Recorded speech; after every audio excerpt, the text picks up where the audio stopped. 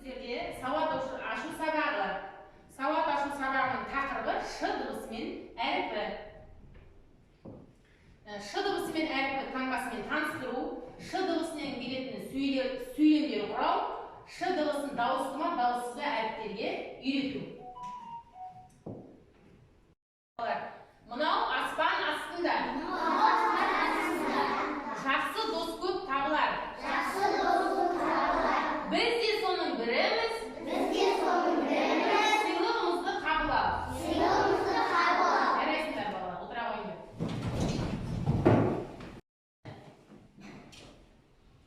Қызығушылықты ояту. Балалар, мынау аңның қандай түрі? Түлкі.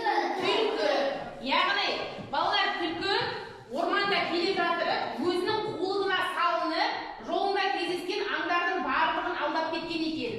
Сондықтан түлкі үйіне қайтайын десе, қайтар жолында, жаңағы жолында алдап кеткен аңдардың бәрі түлкінің алдынан шығып тұр. Түлкі сондықтан біздерден көмек сұрап тұр. Түлкіге көмектесеміз ба балалар? Жарайсыңдар. Аң патшасы арыстан. Арыстанның тапсырмасы шарты ағашта қалған жапырақтарды жинаймыз деп. Қалай ойлайсыңдар балалар? Неге мына себеттер, түстері әртүрлі? Дыбыс пен әріптің қандай айырмашылығы бар? Дауысты, дауыссыз дыбыстар деген не? Балалар, қалай ойлайсыздар? Дыбыс пен әріптің қандай айырмашылығы бар? Дыбысты естиміз? Естиміз. Айтамыз. Дауысты естиміз, көреміз, жазамыз. Солай ма балалар?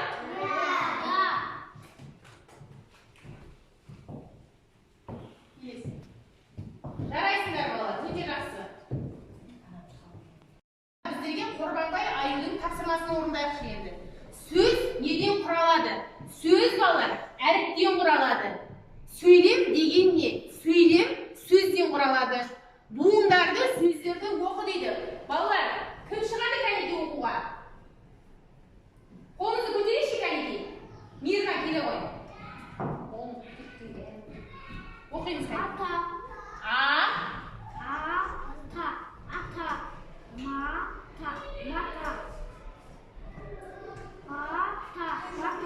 Өте жақсы, жарайсың. Келесі сөздерді оқиды балалар. Келе ғой, екер.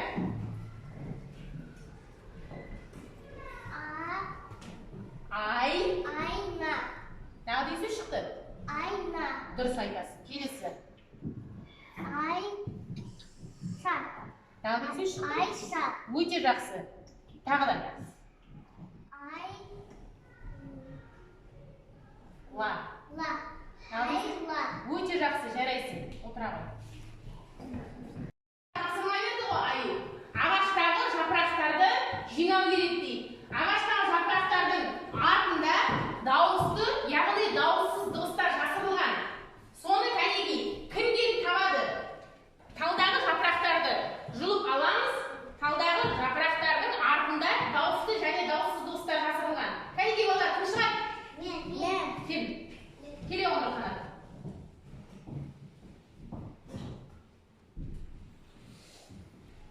Суыра ғой бір. Суырып аламыз, жұлып аламыз. Артында қандай әріп тұр? С әріпі дауысты ма, дауыссыз ба? Нұрқанат, дауысты ма, дауыссыз ба? Дауыссыз, өте жақсы. Яғни балалар, дауыссыз дыбысты қандай кешемен белгілейміз? Көрсетейікші балалар, кәнеке. Көкті. Дұрыс айтасың, өте жақсы. Яғни Нұрқанат, дауыссыз дыбысты қандай себетке саламыз? Көк себетке, өте жақсы, жарайсың. Балалар, келесі тағда кім шығар тапсырма? Келе ғой, келе ғой.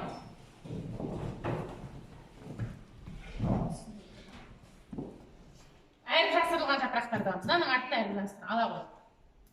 Жоқ, былай тек өзін жұлып алшайшы. Яғни артында қандай әріп тұр? Мына жаққа қарап тұрайықшы балалар. Артында қандай әріп бар? Қараймыз. Әріпі дауысты ма, дауыссыз ба? Әріпі дауысты ма, дауыссыз ба? Дауысты. Кәнеке, дауысты дыбысты қандай кешемен белгілейміз? Өте жақсы. Дауысты дыбыстарды қандай себетке саламыз? Әкел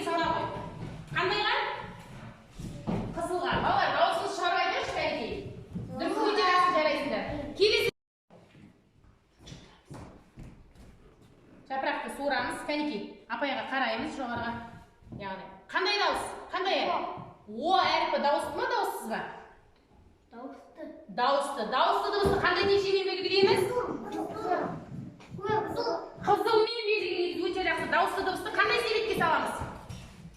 Қызыл. Өте жақсы жарайсыз. Балалар, біздерге түлкі жаңа көмек сұрады ма біздерден, солай ма? Біз түлкіге көмектестік.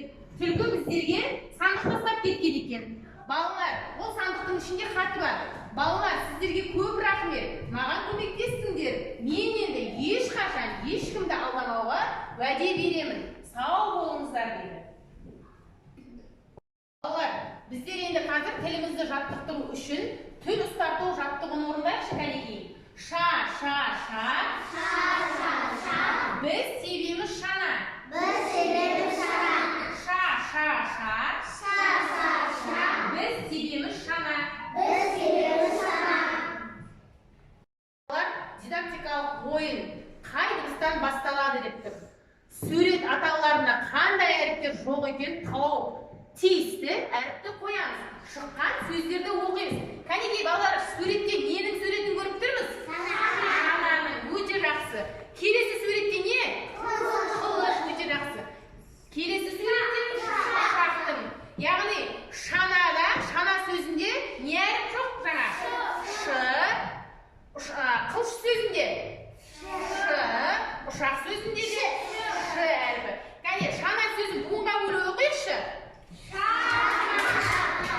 Неше буын? Екі буын. Өте жақсы. Қылыш сөзін буынға. Неше буын?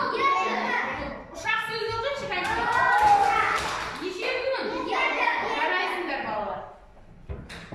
Тапсырма. Сөздерге дыбыстық талдау жасап, сөйлем құрау дейді. Яғни, шана сөзіне дыбыстық талдау жасайықшы кәнекей. Ш дыбысы дауысты ма, дауыссыз ба? Дауыссыз. Қандай текшемен белгілейміз?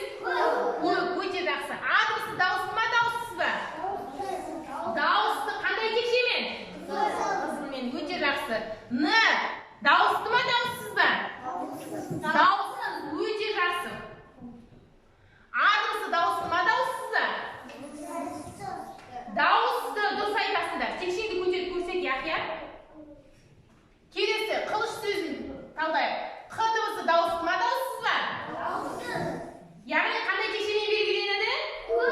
Көк текшемен. Өте жақсы. Ы дыбысы дауысты ма, дауыссыз ба?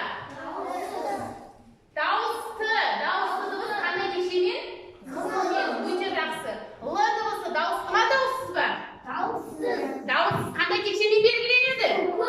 Көк текшемен. Ы дыбысы дауысты ма, дауыссыз ба? Ы дыбысы дауысты ма, дауыссыз ба?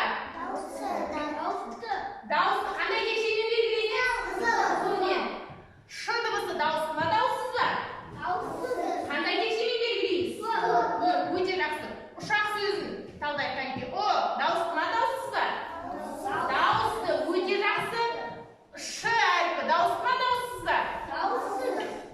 Дауыссыз. Өте жақсы. Көк текшемен белгілейміз. А дыбысы дауысты ма, дауыссыз ба? Дауысты. Өте жақсы. Керемет. Келесі Қ әрпі дауысты ма, дауыссыз ба? Дауыссыз. Дауыссыз қандай текшемен белгілейміз? Өте жақсы. Керемет. Сергіту жаттығын жасайықшы. Сергіту жаттығын жасардың алдында орнымыздан тұрайық кәнекей. Орнымыздан тұрамыз кәнекей. Тұрамыз орнымыздан. 1, 2, 3. 1, 2, 3. Ойға жинап күш. Қолға қалам аламыз.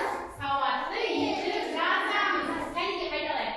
1, 2, 3. 1, 2, 3. Бойға жинап күш. Қолға қалам аламыз.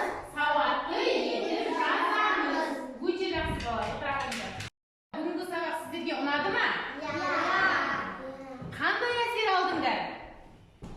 Яғни, өз әсерлеріңізді мына смайликтермен білдіріңіздер. Қандай әсер алдық кәнекей? Өте жақсы балалар.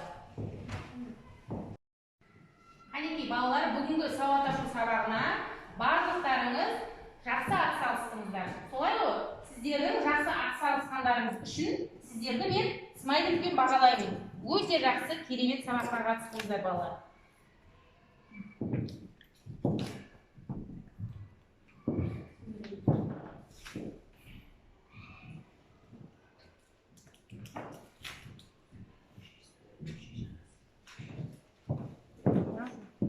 Яхия.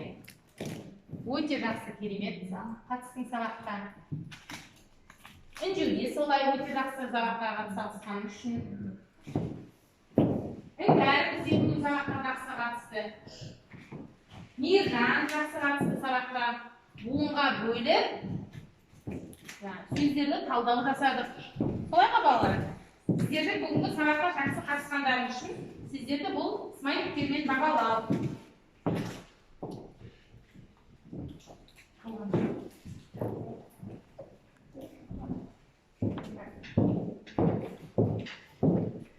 Терезат та сабаққа жақсы қатысты. Даниялда жақсы қатысты бүгінгі сабаққа. Балалар, бүгінгі сабаққа белсенді қатысқандарыңыз үшін сіздерді осындай смайликтермен бағалап жатырмын.